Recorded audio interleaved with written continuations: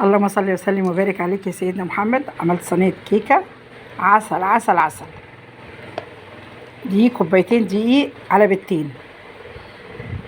ما عنديش خلة، هنعمل كده بالسكينة كده. عاملاها بالشوكولاتة وعاملاها بصوص الشوكولاتة، وهعملها هسقيها بصوص الشوكولاتة. دي حبة لبن وعليهم معلقة صوص شوكولاتة، اسقي بيها الكيكة كده.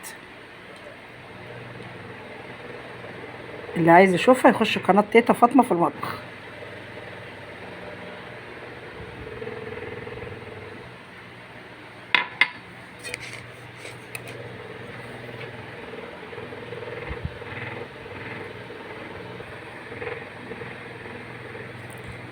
بصوا بقى يا بنات، انا قطعتها عشان صوص الشوكولاته اهو.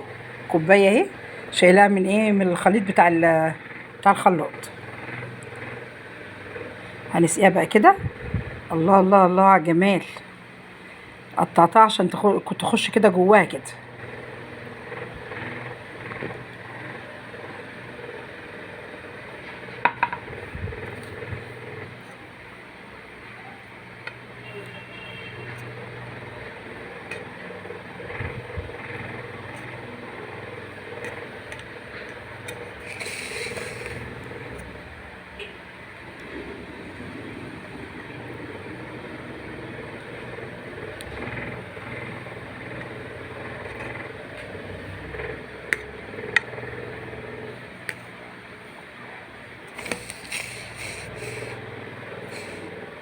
متنسوناش تعملوا لنا لايك وشير واشتراك في القناه.